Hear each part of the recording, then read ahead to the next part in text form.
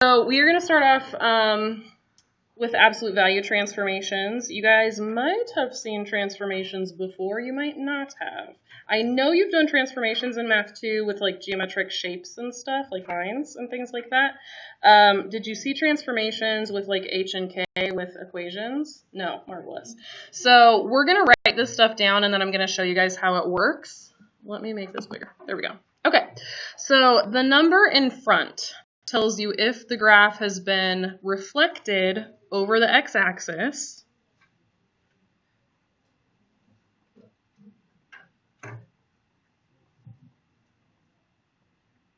and that is the case if the number in the front is negative. So if the number in the front is like -5 or -1/2 or negative something, that means that it was reflected over the x-axis.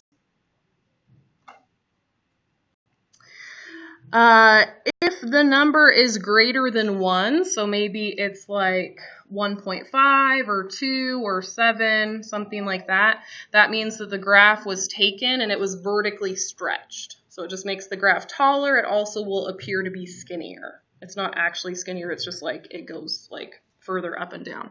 So we're going to say this is a vertical stretch. And I'm going to say the absolute value of A is greater than 1 because it doesn't matter if that number is a positive or negative. It just matters how big that number is. So it could be -7. -7 would mean that the graph is upside down and it's 7 times as tall as normal. That's what that would mean. A vertical compression would be if the absolute value of A is less than 1. So if your number in front is like a 1/2, then you have compressed it or you've made it half as tall as normal. Some teachers call them shrinks, but that's just us like dumbing it down and making it easier for you to remember. Compression is like the correct word for that. But if you say shrink, I will not judge you. If you keep saying shrink in college, your math professor will probably judge you. So just sometime between now and college, figure out the word compression. Okay? All right. The H value tells you how far the graph goes left and right, and it is the opposite of what you would think.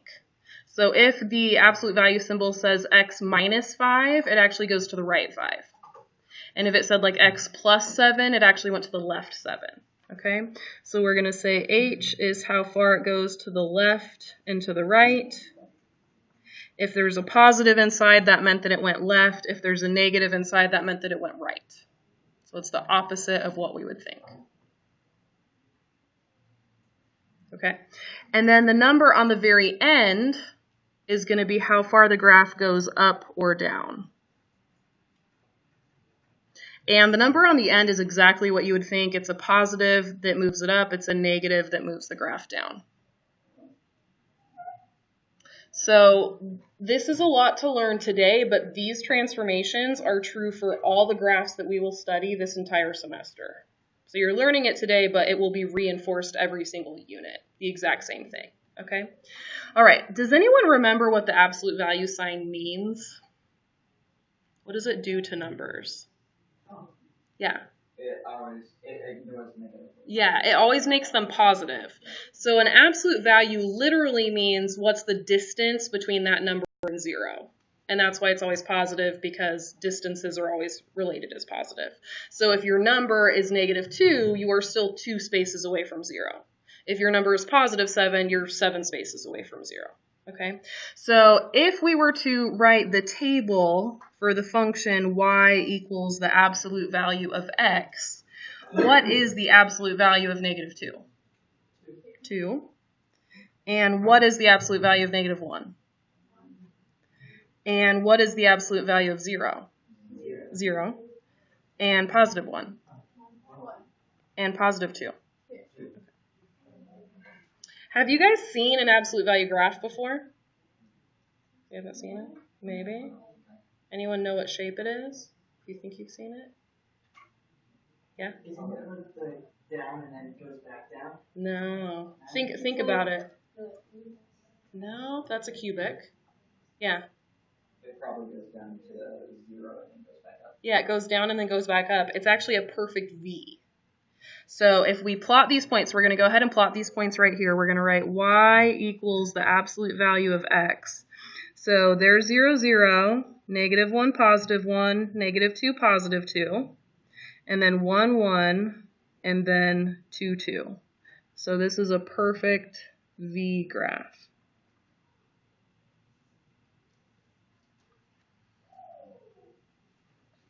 All right, now if we take this graph and we put a negative in the front, y equals negative absolute value of x, then that is the exact same thing as me telling you that the A value is negative.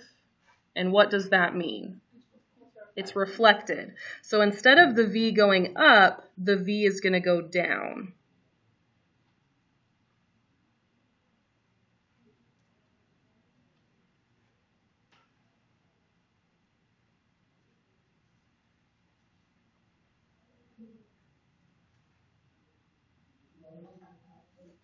Okay. Next, we're going to look at what happens if you have a 2 in the front. So what do you think that 2 means? Yeah. It stretches it vertically. So this graph is going to be twice as tall as the original. So if you can see, the original goes over 1, up 1, over 1, up 1. How many is this going to go up? 2. It's going to be twice as tall. So the vertex, that's what it's called, the point of the V, it's going to go over 1, up 2 from the vertex. And if you can see, it actually makes it appear to be skinnier. And it's not technically skinnier, it's mostly just taller.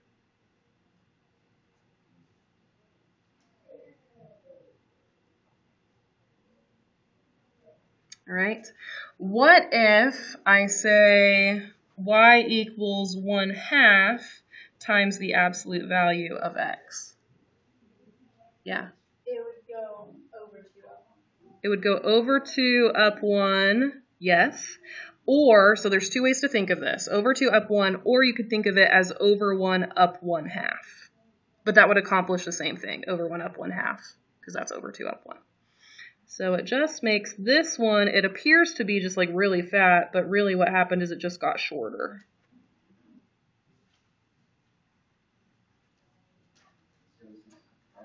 Compressed.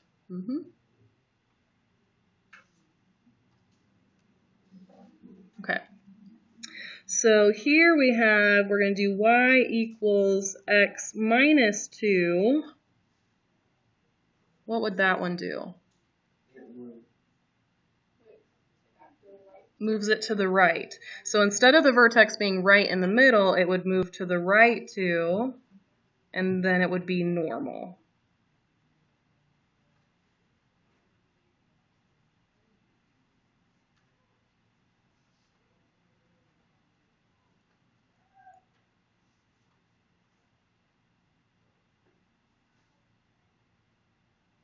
Okay.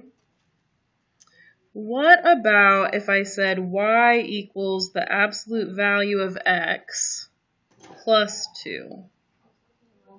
It goes up 2, and then it's normal.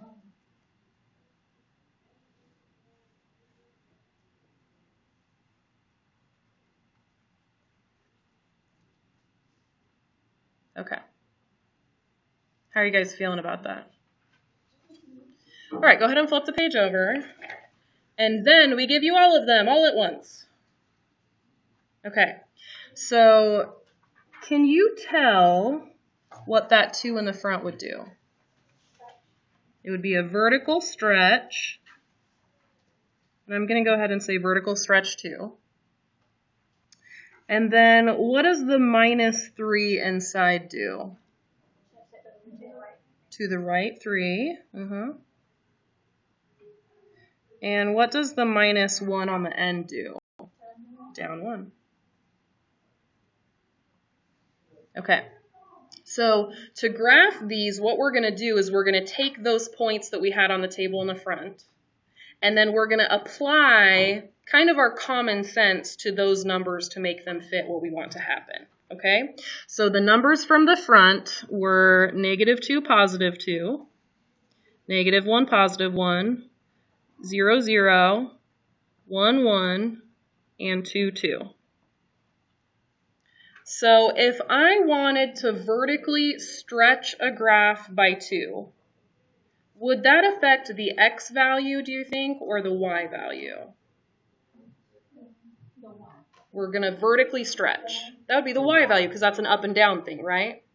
If you wanted to stretch something by 2, what do you think you would do?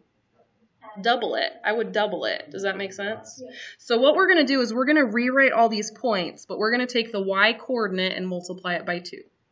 And that's going to stretch it. Okay? So I've got negative 2, 4, negative 1, 2, 0, 0, 1, 2, 2, 4. And I'm going to go ahead and write a note to myself.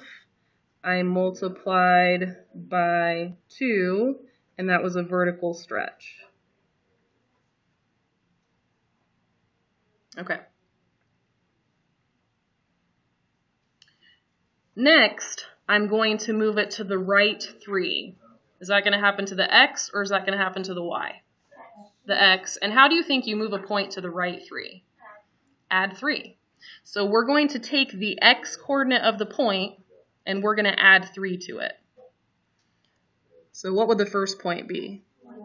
Yeah, 1, 4, and then 2, 2, and then 3, 0, and then 4, 2, and then 5, 4.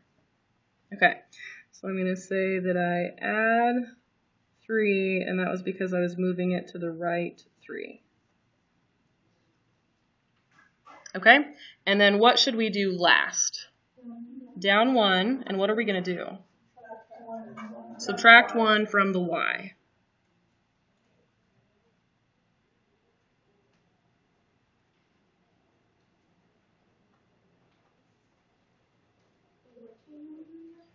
We are doing the last transformation, which was down 1, and so we're taking the y coordinate and we're subtracting 1.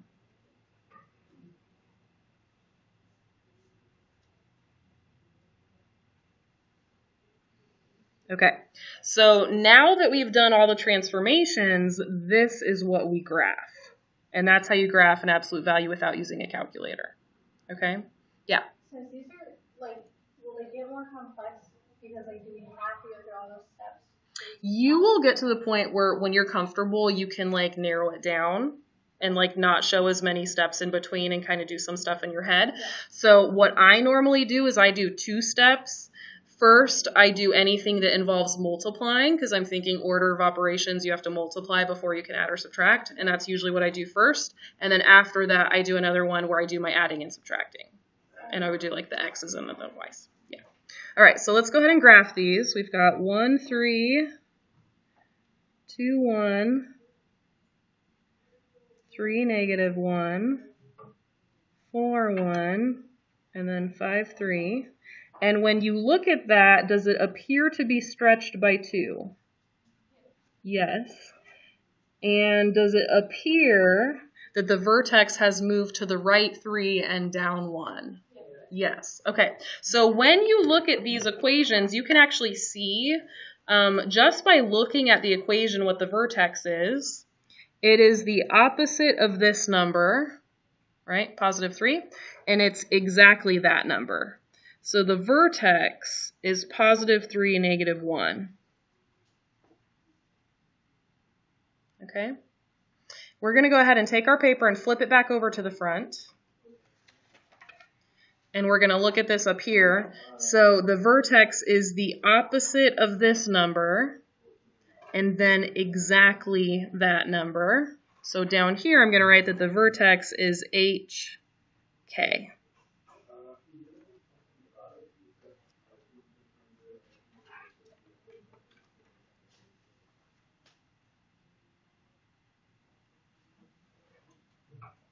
Okay, how are your brains feeling?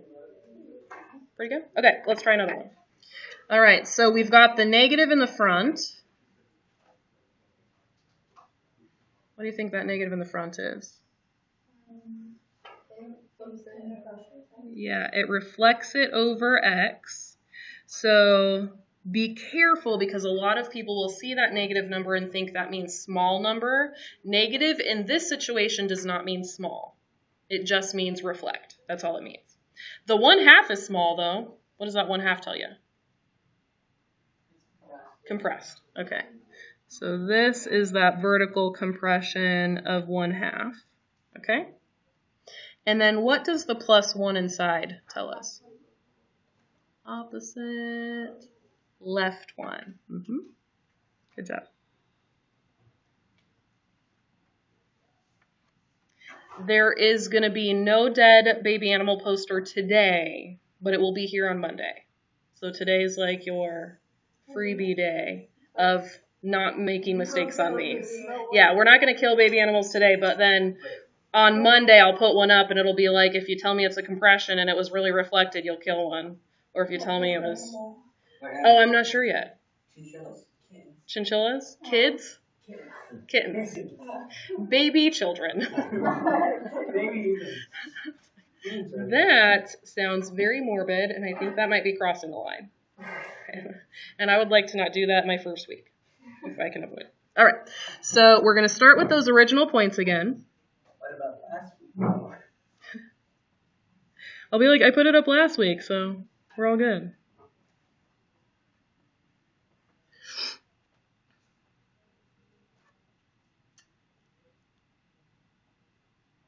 So to reflect this over the x-axis, instead of the v going up, we want the v to go down.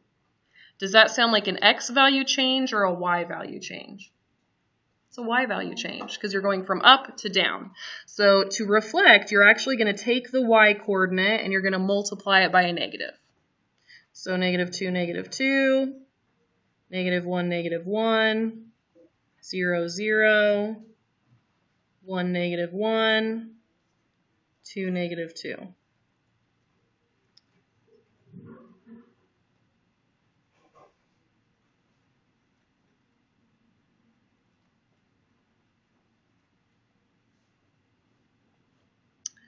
All right, what do we think, to vertically compress? We are taking something, we're making it shorter. Is that x value or y value? Y value. And what are we going to do? Yeah, multiply by 1/2 or divide by 2. Okay, so we're going to say -2, -1, and then -1, -1/2, and then we got 0, 0, and then we got 1, -1/2, and 2, -1.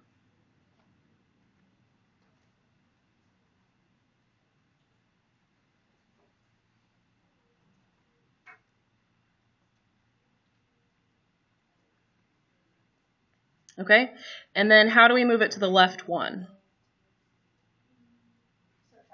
Subtract 1 from x.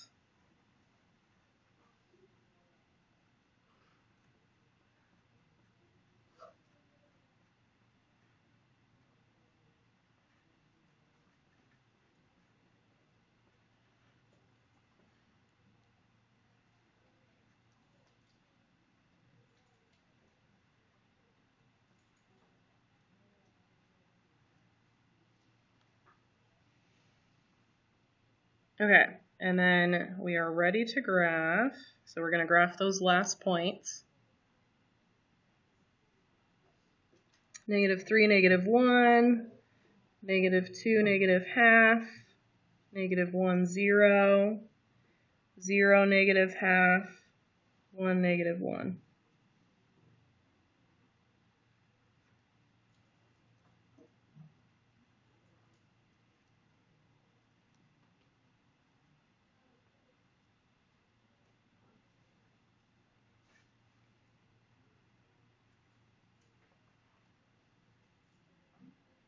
So what was the vertex of this one? -1, 0. So the -1 comes from inside the absolute value sign. The 0 is technically on the end because there's nothing there. And so that's why it's 0. So vertex is -1, 0. You can see that. Does it look like it was flipped upside down? Does it look like it was squished, compressed? Does it look like it was moved left 1? Perfect. All right, what's different about the last one? It's the inequality, so we're going to have to shade. We're going to have to shade and dotted line. Yeah, exactly right. All right, so we're going to start with those same points again. You are going to love, I call these charts. You're going to love doing these charts by the time we do like our 4th graph. You're going to be like, Ms. Rice, I hate you.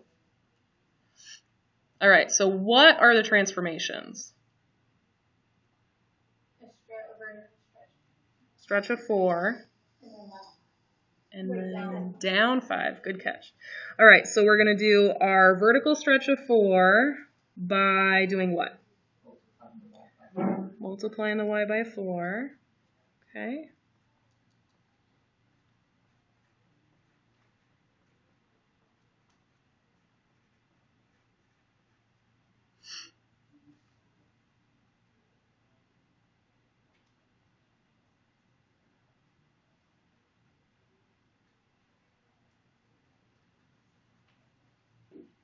And then how are we going to go down 5?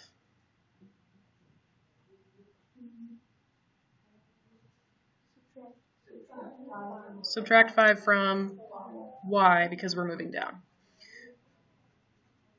So minus 5, minus 5, minus 5.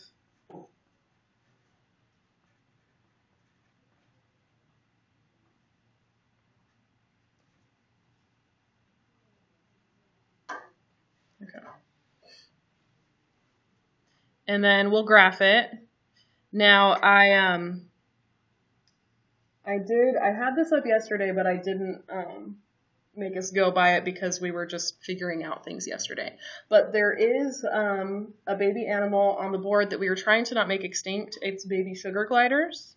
And these die if you do a solid line instead of a dotted line, or if you shade on the wrong side. So we're going to be very careful. We don't want to add to the tally today, okay? Or like start the tally. So we got to be careful. All right. So with this one, we already said it should be dotted. So let's go ahead and draw the points and then make sure we connect them with a dotted line.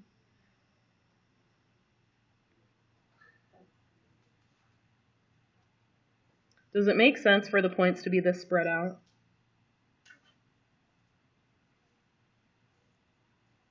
Like that's more spread out than any of the other ones. Did we mess up or does that make sense? Makes sense. Why does it make sense?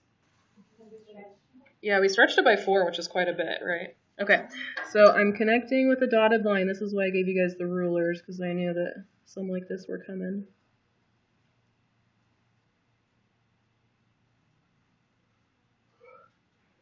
I almost drew it straight.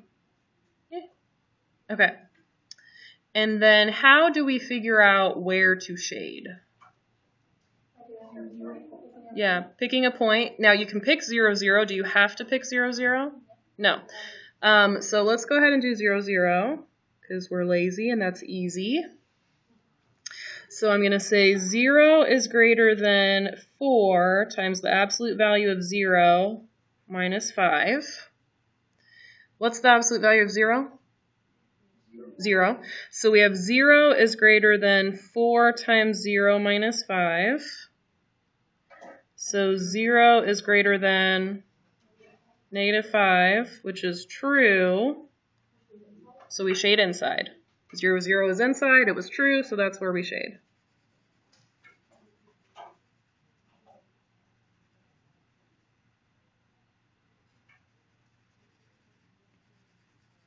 Okay. It totally does, yeah. If I had like shaded like circular, then it would really look like a tornado. Does that look more tornado-y? Yeah. Marvelous. Okay, that was it for the notes to start with. So let's go ahead and practice that. This means that you can plug those values into the function and actually get an answer. So you can plug those values into the function and you can get an answer.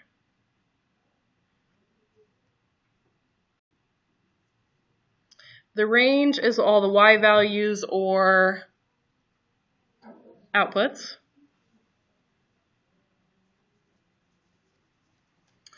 Basically, these are the values. I'm sorry, it says this is instead of these are. My bad. These are the values that you get after you plug the x values in.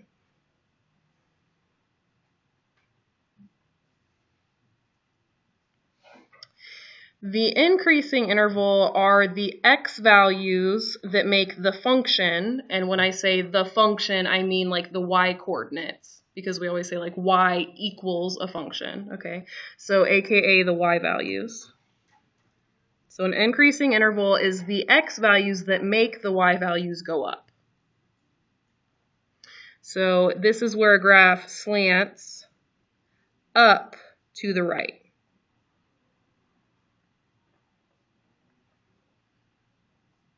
So an increasing interval is the x values that make the y values go up.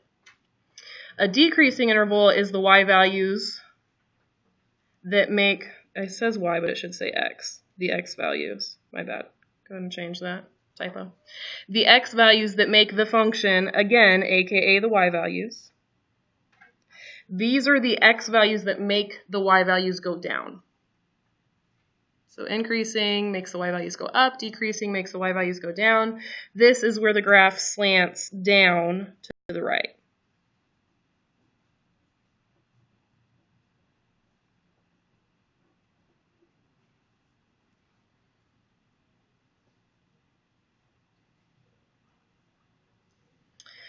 A vertex is the point where the graph switches from increasing to decreasing or vice versa. So when we looked at the absolute value equations, they typically decrease first and then increase if it's a normal one. So it's the point where it switches directions. So it goes from increasing to decreasing.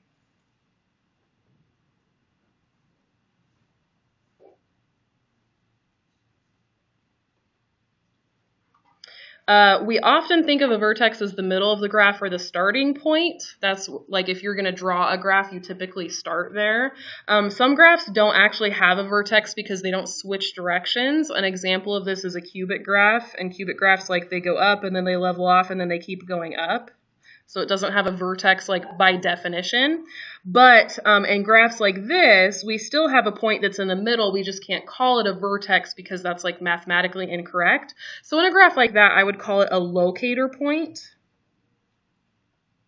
So some of the functions that we study this year will not technically have a vertex, but they will have that h and that k value that we start with and that we move around. And we'll still ask where that value is. We just can't call it a vertex in that situation. The vertex and locator point are found in the equation using h and k. And the vertex or locator point is always h comma k. When I did these notes last year, I did not do fill in the blank, and we were writing for like an hour. It was ridiculous. So you guys were lucky. I learned my lesson. You're welcome. All right, next, the maximum is the location of the highest value of the function. When I say function, what do I really mean? The y coordinate, aka the y value. So it's the location, and what I mean by location is I mean the x value. Okay? The minimum is the location of the lowest value of the function. And we typically, in Math 3, we typically write those as points. We write x coordinate, comma, y coordinate. All right? When you get to calculus, we start to differentiate in the wording about which part of it should be the answer. So in calculus, they might say something like find the location of the maximum, and then they specifically want the x value. or they might say find the maximum of the function, and then they specifically want the y value. In this class, we just say give me both values right as a point. Okay, we keep it simple. The x-intercept is where the graph, I've been here all day, guys. It's rough. The x-intercept is where the graph crosses the x-axis. The what always equals 0. The y value always equals 0. So when you write the x-intercept, I'm going to ask you to write it like a point where you have a number for x and a 0 for y. So when you are writing intercepts, please don't say x equals 5. You should write 5, 0. So you're writing it like a point. Okay. The y-intercept is where the graph crosses the y-axis. The x is always 0. And you should write this as 0, a number.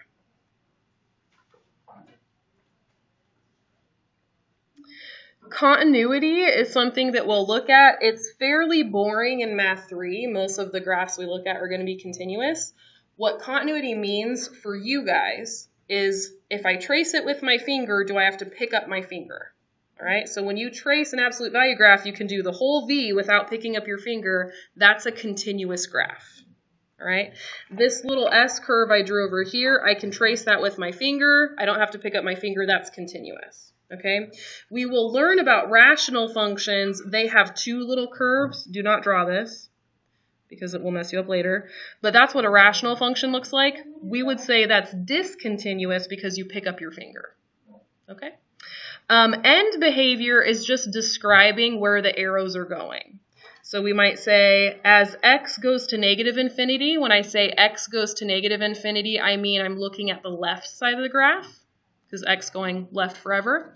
You could say the y goes like up for positive infinity, y goes down for negative infinity. All right. And then as x goes to the right, as x goes to positive infinity, we would say if the graph goes up or down. Okay. So I did not put continuity and end behavior on the assignment today, but those are ones we're going to look into doing because they're common things. These are all the different characteristics we look at of a function. So when we study a new function, we will describe the function using all these different things. In Math 3, it's going to feel pointless, like we're going to come up with a list of information and we're not ever going to do anything with that list. What we're doing right here is we're building a foundation so that later on in math, when you hear these words, when they mean something, you can go like, oh yeah, I know what that is.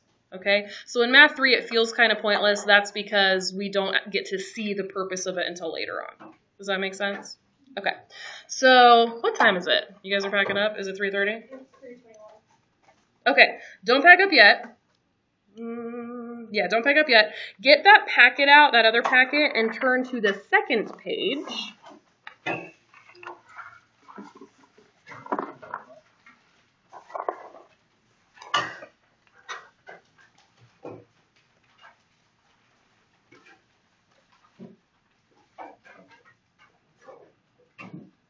Okay, so some of you guys might have started to realize that we can do this a little bit more quickly. Because absolute value graphs tend to be pretty nice. So if you look at this, can somebody tell me what the vertex is? -5, -7. Okay.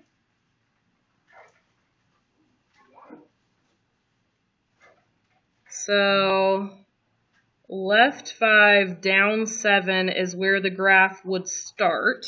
Right, because we say the vertex is basically like the starting point.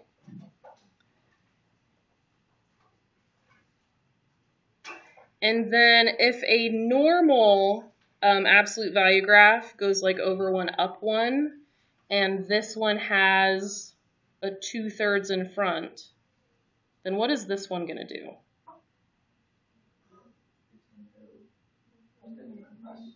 It's going to compress it. It's going to be 2/3 as tall as normal. So it's going to go over 1, up 2/3. Okay? So we're going to say over 1, up 2/3. Do you see how I drew that? I was trying to go like 2/3 of the box. And then I can say over 1, up 2/3. and then if I go over 1 up 2/3 again, then what happens is that means it took me 2 boxes going up to go to the right 2/3. Do you see how that kind of fits your idea of slope? It's kind of like it has a slope of 2/3, up 2/3. Yeah. The reason I didn't tell you to do that in the first place is because this literally only works for an absolute value graph. It doesn't work for anything else. So you can do it today, but after this you can't do it. All right, go ahead and keep it going.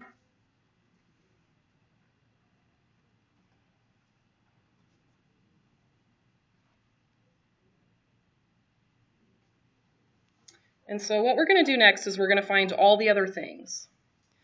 So the domain is based on the x values that you can have. Is there any x value that you can't plug in? No. So for the domain, we're going to say negative infinity to positive infinity. In fact, that's going to be the domain for all of these absolute value graphs. It will never be anything different because you can always plug in everything. Do you think that there's a limit to the y values that you can have as a result? Yes. So what do we notice about the y values? The lowest you can get is -7, so I'm going to say -7, 2. And then if we look at the values bigger than that, what do we have? Infinity. We got all of them. So I'm going to put parenthesis there. What should I put around -7? Yeah, box, bracket. Perfect. Okay. Can you guys tell which sides of the graph are increasing and decreasing? So, okay, so this slants down to the right, and the right side is increasing. I was going to write right. Increasing, okay. So what are the x values over here? What's the x value right here in the middle? 5. So anything less than -5 is what's decreasing. So how do I write that using this notation? I say negative infinity to -5. Okay? And what I tell students is if you look over here, if you're trying to put an x value to an arrow on the left, you're going to say that that x value is negative infinity. Wait, wouldn't that be decreasing? Decreasing slants down. So it's like if you have a little stick figure guy right here. Yeah. But Oh, I wrote it right. Yeah. Sorry, my bad. This is why I shouldn't be doing this in pen. Perfect. And then the x value here is -5. So it's decreasing from negative infinity to -5. And then it would be increasing -5 to infinity. You don't do the box because if I cover up everything else and I just look at that point doesn't slant up or down. So no box. Okay. How are your brains? Mediocre? It's a lot all at once? Okay. Tired? Yes, tired is fair. I have gone all day today without a nap so far, and I'm exhausted. I know, I'm going to take a nap as soon as I get home. All right. We have the vertex already. Now we want to look at maximum or minimum. Do we have both in this graph? We have a minimum, that's it. So a max, I'm going to say none. And what's another name for the minimum of this graph? The vertex. The lowest point on the graph is the minimum. Okay.